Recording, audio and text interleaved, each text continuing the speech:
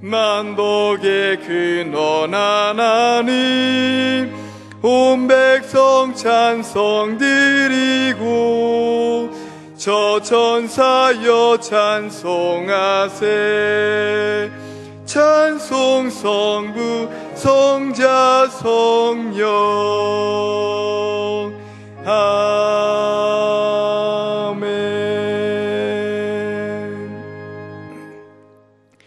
너희 몸은 너희가 하나님께로부터 받은 바 너희 가운데 계신 성령의 전인 줄을 알지 못하느냐? 너희는 너희 자신의 것이 아니라 값으로 산 것이 되었으니 그런즉 너희 몸으로 하나님께 영광을 돌리라.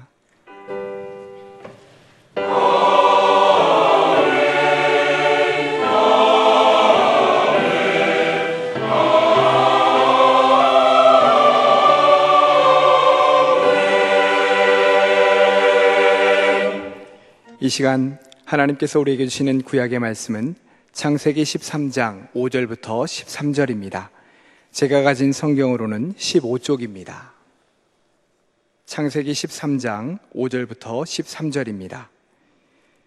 아브라함의 일행 롯도 양과 소와 장막이 있으므로 그 땅이 그들이 동거하기에 넉넉하지 못하였으니 이는 그들의 소유가 많아서 동거할 수 없었음이니라. 그러므로 아브라함의 가축의 목자와 롯의 가축의 목자가 서로 다투고 또 가나안 사람과 브리스 사람도 그 땅에 거주하였는지라. 아브라함이 롯에게 이르되 우리는 한 친족이라 나나 너나 내 목자나 네 목자나 서로 다투게 하지 말자. 내 앞에 온 땅이 있지 아니하니야. 나를 떠나가라. 내가 좌하면 나는 우하고 내가 우하면 나는 좌하리라. 이에 롯이 눈을 들어 요단 지역을 바라본즉 소알까지 온 땅에 물이 넉넉하니 여호와께서 소돔과 고모라를 멸하시기 전이었으므로 여호와의 동산 같고 애굽 땅과 같았더라. 그러므로 롯이 요단 온 지역을 택하고 동으로 옮기니 그들이 서로 떠난지라. 아브라함은 가나안 땅에 거주하였고 롯은 그 지역의 도시들에 머무르며 그 장막을 옮겨 소돔까지 이르렀더라. 소돔 사람은 여호와 앞에 악하며 큰 죄인이었더라. 아멘. 주님의 말씀 받고자 주 앞에 왔으니 우리 귀와 우리 눈과 마음 열어소서. 하나님께서 우리에게 주시는 신약의 말씀은 빌립보서 4장 14절부터 20절입니다. 323쪽입니다.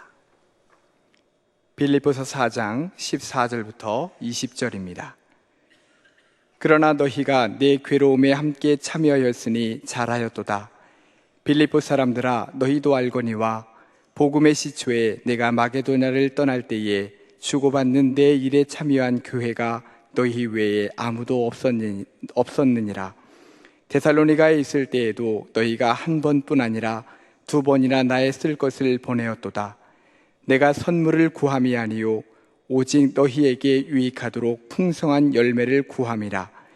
내게는 모든 것이 있고 또 풍부한지라. 에바브로 디도편에 너희가 준 것을 받음으로 내가 풍족하니 이는 받으실 만한 향기로운 제물이요 하나님을 기쁘시게 한 것이라.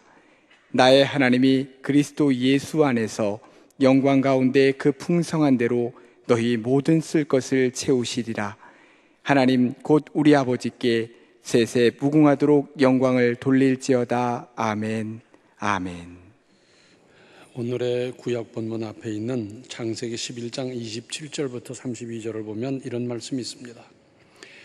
데라의 족보는 이러하니라. 데라는 아브람과 나홀과 하란을 낳고 하란은 롯을 낳았으며 하란은 그 아비 데라보다 먼저 고향 갈대아인의 우르에서 죽었더라.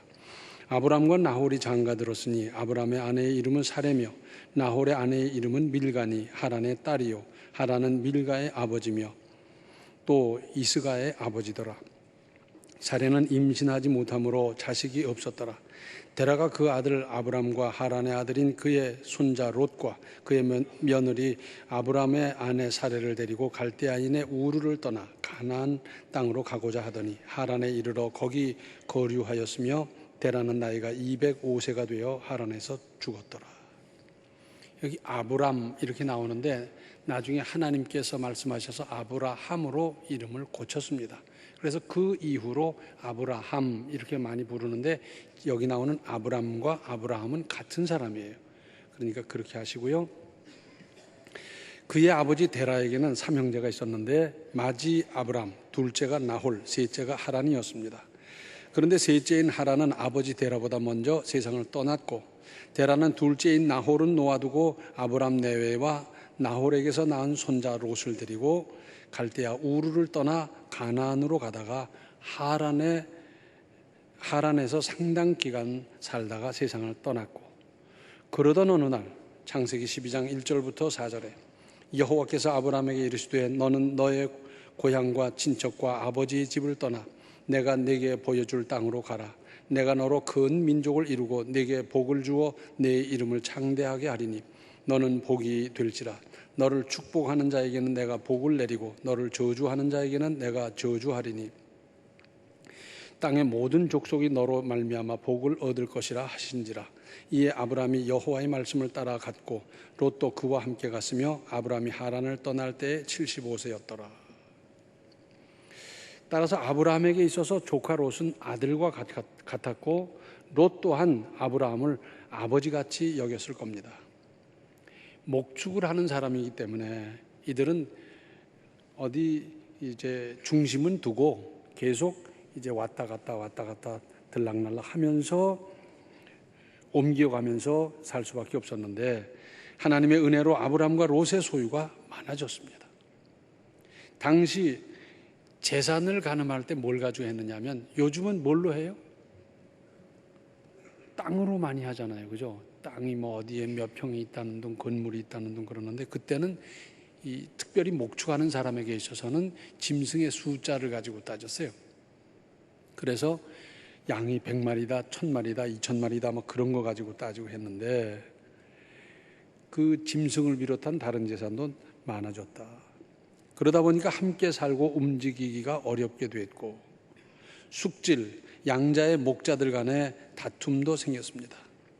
오늘의 구약 본문 8절을 보시면 아브람이 롯에게 이르되 우리는 한 친족이라 나나 너나 내 목자나 네 목자나 서로 다투게 하지 말자. 그러니까 9절에 내 앞에 온 땅이 있지 아니하냐 나를 떠나가라. 네가 좌하면 나는 우하고 네가 우하면 나는 좌하리라.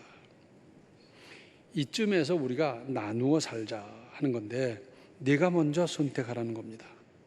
그러자 조카 롯은 백부의 말이 떨어지기가 무섭게 주변을 살폈습니다. 10절에 이에 롯이 눈을 들어 요단 지역을 바라본 즉 소아들까지 온 땅에 물이 넉넉하니 여호와께서 소돔과 고모라를 멸하시기 전이었으므로 여호와의 동산 같고 애굽 땅과 같았더라.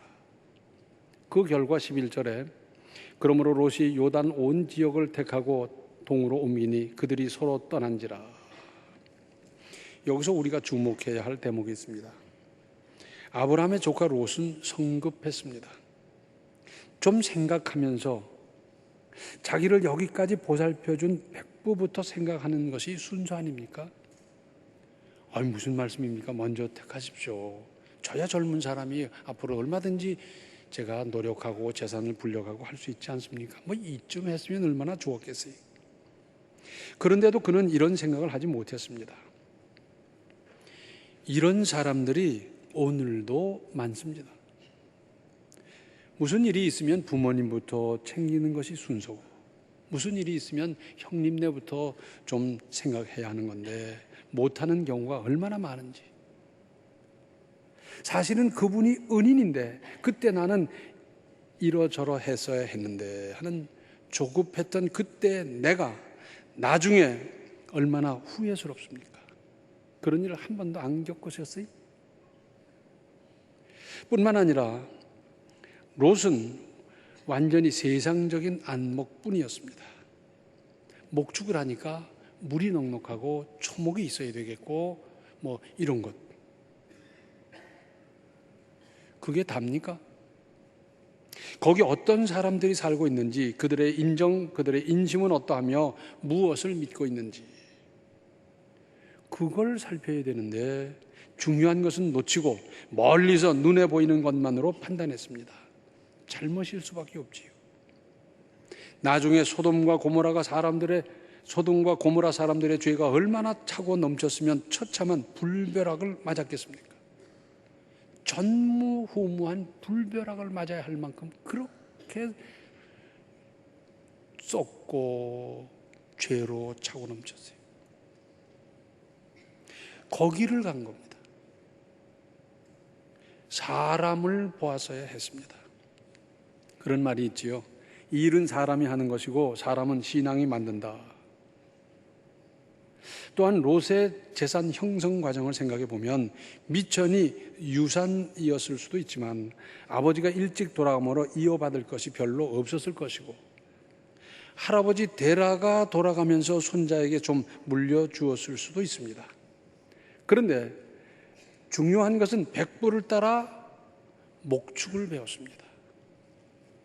백부를 따라 사회를 배웠고 믿음을 배우면서 재산이 늘어갔다는 사실입니다. 또는 백부 아브라함이 목축할 동물을 떼어주면서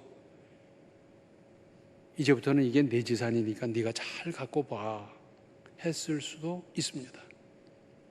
롯이 성급하게 제 것을 챙겨 떠날 때 아브라함이 자기 재산이 축날까 봐 눈을 부릅뜨고 살폈겠습니까? 아마도 그렇지 않았을 겁니다. 뭐 몇 마리 더 갈 수도 있겠지. 아브라함의 목자들이 와서 말합니다. 주인어른, 저 사람이 우리 천막도 막 뜯어갑니다. 우리 농기구도 막 가져갑니다. 그럴 수 있어. 그리고 그 사람이 이제 새 살림 나는데 좀 더 주면 되지. 아마 그랬을 것 같아요. 아브라함은 넉넉한 마음으로 조카에게 선택권을 주었던 것이고 헤어지는데 차용증선이 하는 것이 있을 수 없습니다. 혹 아브라함의 아내 사레가 이런 아브라함의 조치에 무슨 항의를 할 수도 있었겠지만 마누라 핑계대면서 말을 바꾸지 않았습니다. 이러는 사람 많아요. 다 합의해놓고 다 결정해놓고 우리 집사람이 반대하더라 뭐 이래가면서 마누라 핑계대는 경우가 얼마나 많은지 몰라요. 그러면 약속한 건 뭡니까? 결정한 건 뭡니까? 그 후 아브라함은 조카보다 못한 자연 조건에서 살아가면서 가난해졌습니까? 그렇지 않아요. 사실은 하나님께서 아브라함을 생각하셔서 이 속을 차려 떠나간 롯의 가정을 불벼락이 내리기 직전에 구원해 주셨습니다. 롯의 믿음이기보다 전적으로 백부 아브라함을 사랑하시는 하나님의 은혜였습니다.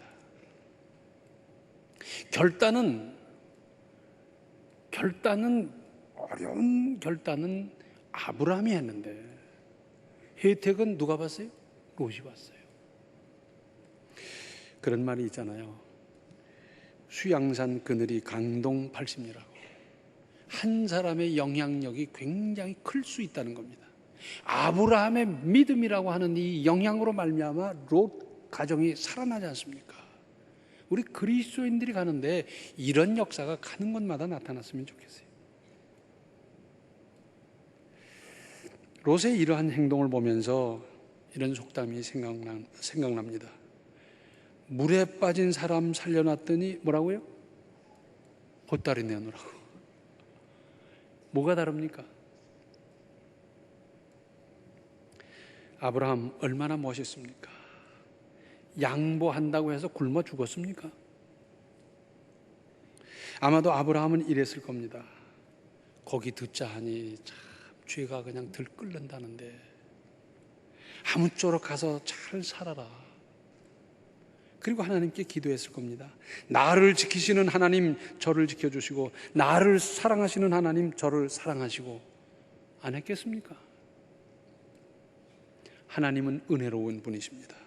죄를 지어도 사랑하시고 잘못해도 사랑하시고 부족하니까 더 사랑하는 하나님이십니다. 사람이 자비롭고 은혜로운들 하나님의 흉내밖에 더 낼 수 있겠습니까? 그런가 하면 아브라함도 잘못이 없지 않았지만 믿음의 조상이 되고 백세의 아들을 주시는 은혜는 아무에게나 가능한 일입니까?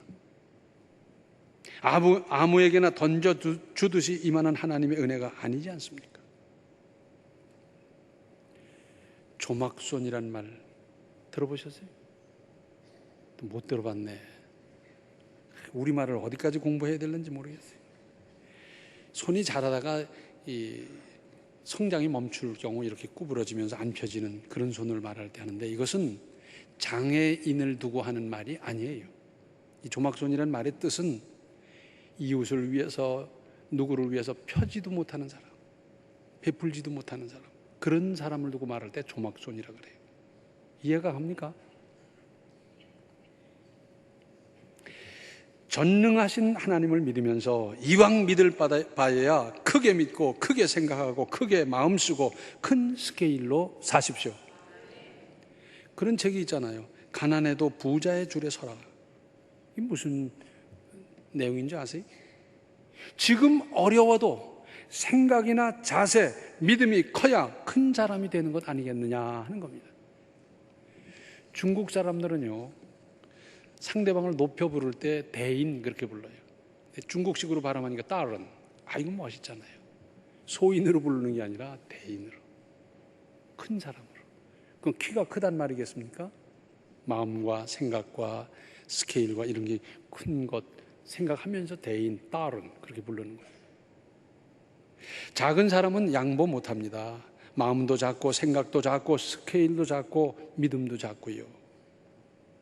최근에 제가 어떤 글을 읽었더니 굉장히 성공한 사람, 기자가 인터뷰를 하는 거예요.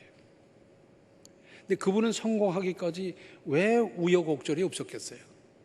여러 우여곡절이 있었는데 기자가 어느 정도 알아요. 그래서 이렇게 어려운 고비, 힘든 고비 있었을 텐데 그때 어떻게 이겨내셨습니까? 어떻게 넘기셨습니까? 하고 질문을 했는데 대답이 뭔지 아세요?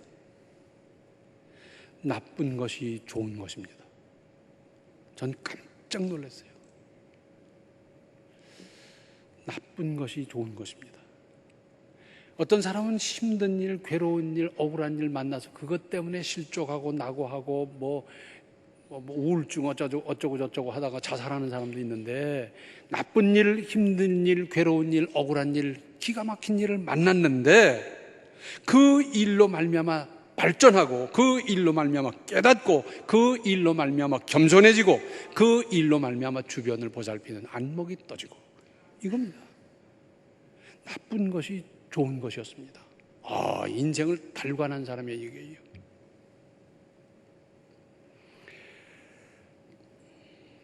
양보하며 사십시오.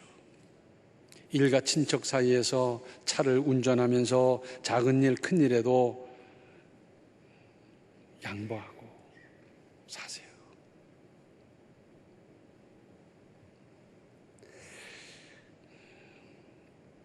먼저 믿은 내가 양보하지.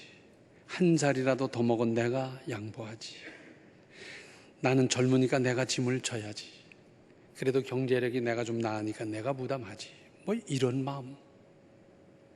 명절에 사촌, 육촌 다 모여서 음식 만들고 뭐 하는데 나는 그런 건 못 해봤어요. 잘 못해요. 그리고 골방에 들어가서 책을 읽고 있네. 이걸 어떡합니까? 이걸 어떡합니까? 마땅히 그렇게 해야 할 사람이 안 하고 오히려 무슨 혜택이라도 더 받아내려고 길을 쓰는 걸 보면 밉살머리스러워서 다른 사람들은 더 이약해지는 법입니다. 분위기 깨지고요. 그런 일 안 겪어봐서 잘 모를 거예요. 참 얼마나 잘하시는지. 이번 명절을 관계를 더 뜨겁게 하고 회복하는 기회로 삼으십시오. 반갑게 만났다가 소목소목하게 헤어지겠습니까? 부모님 계시니까 다음 명절에도 오긴 와야 하는데 아무게 만나고 싶지 않고 어떻게 하면 좋은가? 그러겠어요? 아닙니다. 혹 서먹서먹하게 만났다가도 더 가까워져서 아쉽고 그리워하면서 헤어져야 하지 않겠습니까? 다음 명절에 만나면 더 재밌겠다, 더 좋겠다. 오늘의 신약 본문 전후 사정은 이렇습니다. 그리스도교 초기 아기같이 어린 빌립보 교인들이 자기들도 핍박을 받고 있는 어려운 형편에서 로마 옥에 갇혀 있는 자기들을 예수 그리스도께로 인도하여 구원받게 한 바울에게 쓸 것을 전해주는 이야기입니다. 이들은 바울이 그 마게도냐 지방 안에 있는 데살로니가 또 빌립보는 물론이고 그런데 계실 때, 그리고 저 남쪽 고린도에 있을 때에도 그렇게 도왔습니다. 자, 빌립보에서 로마까지는 아마 한 400~500km 넘을 될 것 같은데 가는 길이 어떻겠어요? 뭐 좀 싸가지고 이렇게 먼 거 가지고 가는데, 옛날에는 어느 나라를 막론하고 강도가 있었잖아요. 털리고 또 죽기도 하고 다치기도 하고 다 그랬잖아요. 자, 가는 길이 그렇고, 그때 이 어려운 사람들이 말 타고 기분 좋게 털덕덕덕 갔겠어요? 그 먼 길 걸어가고요. 그 걸리는 시간, 또 환전을 하잖아요. 돈을 바꾸는데 바꾸다 보면 이 사람 돈 있구나 금세 밝혀지면서 도둑이 따를 수도 있고요. 아마 기도하는 마음으로 갔을 겁니다. 그들이 무슨 금덩어리를 전했겠어요? 여기에 성경의 판단이 있습니다. 그들은 바울의 옥중 생활에 필요한 선물을 전달했다고 했는데, 바울은 하나님께 드리는 향기로운 제물이라고 정의했고 하나님을 기쁘시게 했다는 겁니다. 이것이 성경의 판단입니다. 향기로운 제물이고 하나님을 기쁘시게 했을 때 그것은 현세와 내세에 주실 하나님의 상급의 다른 표현일 수밖에 없습니다. 우리나라는 아직도 선진국이 되려면 넘어야 할 산이 좀 있어요. 그 중에 하나가 자원봉사하는 이 시스템이 아직도 좀 어립니다. 그래서 조금 무슨 봉사하면 뭐 거기에 따른 혜택이 있어야 되고 또 나타내야 되고 상을 줘야 되고 막 번쩍거리고 알아줘야 되고 막 이런 것들이 있는데, 이 선진국에는 그거 없이도 자원봉사들을 아주 잘해요. 우리가 가야 할 그 길인데, 우리나라의 자원봉사 시스템을 바꿔놓은 것이 헤비타트입니다. 자, 집 없는 사람의 집을 지어주는 일인데 여기는 어떻게 하느냐? 제 돈 내가면서 봉사합니다. 점심값, 숙박비 내가면서 봉사하는 거예요. 나와 아무 상관없는 사람을 위해서 그 땀을 흘려가면서 가서 열심히 봉사하는 거예요. 그러고도 얼마나 감사해야 하는지.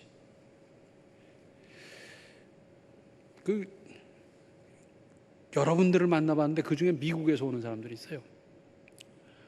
그 한참 여름에 그 블리츠빌드라고 번개 건축이라고 한 주간 집중적으로 일할 때는요, 그 사람들이 오는데 어떻게 오느냐? 자기 엽이 다 자기가 대고 여기 참갑이 또 내고, 그리고 그 더위에 삼복더위 그 무지무지한 더위에 그 일을 다 하고는, 그리고는 기뻐하면서 돌아가는 거예요. 이야, 대단하더라고요. 자, 우리나라 사람들도 그거 많이 해요. 그래서 그 번개 건축 그 기간에 자원봉사할 사람하고 컴퓨터에 띄우면 그날로 마감돼요. 저한테 와서 얼마나 백을 쓰는 사람이 많았는지 아세요? 우리 아들 좀 꼭 거기 참여하게 되더라고요. 왜냐하면 너무 많이 와도 곤란하기 때문에 제한을 하거든요. 근데 와서 거기 꼭 하나만 넣어달라고 막 그래요. 왜 그런지 아세요? 미국에 유학하는 대학생들이 방학 동안에 자원봉사를 하고 와야 돼요. 그런데 국제 적십자사 다음으로 알려진 게 헤비타트고, 헤비타트에서 일했다는 걸 해가지고 가면 그게 인정이 되기 때문에 그냥 미리미리 연락해서 엄마가 그것 좀 신청해 놓으라고 그러고 막 그러는데, 거기다 삐끗해서 그날을 놓쳐놓으면 와서 그냥 사정을 하면서 거기 넣어달라고 막 그래. 제 돈 내가면서 그 더위에 열심히 일을 해서 집을 지어주는데 함께하는 사람들도 있는 이 세상 가운데서 우리나라 사람 많이 해요. 이번을 기회로 만드십시오. 기회로 만드십시오. 그런 말이 있죠. 피할 수 없으면 즐겨라. 들어보셨죠? 내 정서에 맞느니 안 맞느니, 취미가 어떠니, 무슨 그 전공과 다르니, 자기 취미에 딱 들어맞게 그런 직장에서 평생 일하는 사람 세계적으로 몇 명 되겠어요?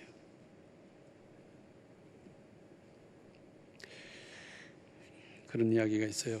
이 세상은 누가 이기고 앞서 나가느냐? 머리 좋은 사람이 그렇게 된대요. 그렇겠죠. 멍청한 사람보다야 머리 좋은 사람이 앞서가고 승리하고 그럴 거 아니에요? 근데 그 사람을 이기는 사람이 있대요. 누구냐? 성실한 사람. 열심히 일하는 사람은 머리 좋은 사람을 이긴대요. 토끼와 거북이 얘기가 그거 아닙니까? 자기 조금 잘하는 것, 자기 무슨 조금 괜찮다 하는 그거 가지고 뻐기고 자랑하다가 그냥 삐끗하고 날아가는 거예요. 열심히 일하는 사람, 성실한 사람은 그 사람을 이길 수 있습니다. 우리 주변에서 보잖아요. 그죠? 근데 그 사람을 이기는 사람이 있다네. 도대체 그 사람을 이기는 사람은 누구냐? 즐기는 사람이래요. 그래서 그 일을 하면서 기쁘고 감사하고 즐겁고 그렇게 일하는 사람은요, 밤새워도 피곤한지도 몰라요. 피할 수 없으면 즐기는 거예요. 아시겠어요? 농요라는 말 아세요? 농요. 들어보셨어요? 농사를 지으면서 얼마나 힘들어요. 그럴 때 부르는 노래입니다. 주거니 받거니 하고 부르고, 길쌈하면서 힘들 때 부르고, 그러면서 얼씨구 해가면서 힘든데 어차피 피할 수 없이 해야 될 일인데 즐거운 마음으로 하는데 거기에 가락이 따르고 그러면서 하는 거예요. 짜증내면서 하다 보면 스트레스 받고 우울증 걸리고 골치 아프고 이러다 보면 저만 손해요. 저만 손해요. 어차피 모여서 가족들이 하고 하는데 어차피 할 일이라면 내 즐거운 마음으로 하는 거예요. 이번엔 내가 즐거운 마음으로 하자. 즐거운 마음으로 음식도 만들고 뭣도 하고 형님 들어가서 쉬세요. 내가 그냥 설거지 할 테니 하세요. 해가면서 해봐요. 얼마나 신명나는데. 야, 이걸 죽지 못해. 내가 몇 살까지 이걸 해야 되나? 이래봐. 아이고, 피곤해서 살겠어요. 고린도 후서 5장 18절을 보면 모든 것이 하나님께로서 났으며 그가 그리스도로 말미암아 우리를 자기와 화목하게 하시고 또 우리에게 화목하게 하는 직분을 주셨으니. 하나님은 거룩하시고 우리는 죄인이기 때문에 하나님 가까이 갈 수도 없고 만날 수도 없어요. 하나님의 은혜를 입을 수도 없어요.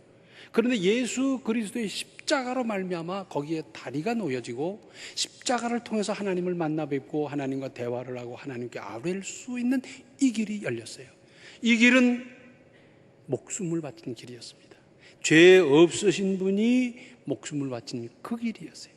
그래서 우리가 그분을 믿고 구원을 받았기 때문에 우리는 믿는 그 순간에 자동적으로 화목하게 하는 직분이 따라오게 돼 있어요. 그래서 그리스도인이 가는 곳에는 친척 사이든지 직장에서든지 화목을 이루어야 돼요. 내가 희생하고 내가 부담하고 내가 짐을 지고 내가 수고하더라도 이루어야 되는 겁니다. 마태복음 5장 9절을 보면 화평하게 하는 자는 복이 있나니 그들이 하나님의 아들이라 일컬음을 받을 것이며. 화목, 화평 참 중요한 덕목입니다. 그런데 이게 그냥 되냐고요.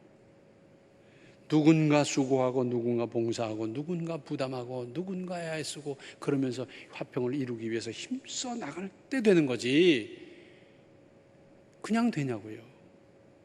그런데 성경이 우리에게 말씀하는 건 뭡니까? 네가 하라는 거예요. 그건 형님이 할 일이지 이번엔 누구 차례인데 그러지 말고 네가 하라는 거예요. 작은 사람은 못합니다. 우리 작은 사람으로 사시겠어요? 대인으로 양보도 하고 부담도 하면서 특별히 이러한 때 화평을 잘 이루는 새로운 인생을 만드시기 바랍니다. 기도하시겠습니다. 은혜로우신 아버지 하나님, 우리 한 사람 한 사람이 화평케 하는 사람이 되게 하여 주시옵소서. 그 일을 위해서 저희들이 짐을 지고 부담을 하고 땀을 흘리고 수고를 하고 앞장설 수 있는 믿음, 그런 신앙인들이 다 되게 하여 주시옵소서. 그래서 이번 추석이 우리 한 사람 한 사람으로 말미암아 즐겁고 감사하고 기쁘고 그리고 다음을 기대할 수 있는 그런 추석 만들어갈 수 있도록 주여 도와주시옵소서. 예수님의 이름 받들어 간절히 기도하옵나이다. 아멘. 믿음으로 범사에 양보하여 그리스도인의 덕과 하나님의 영광을 나타내십시오. 지금은 생명의 주 예수 그리스도의 은혜와 하나님 우리 아버지의 극진하신 사랑과 성령의 감화 감동 충만 교통하심이 아브라함과 같은 결단과 양보와 덕을 이루며 살기로 작정하는 모든 성도들 머리 위에 이제로부터 영원토록 함께 계시기를 간절히 축원하옵나이다. 아멘.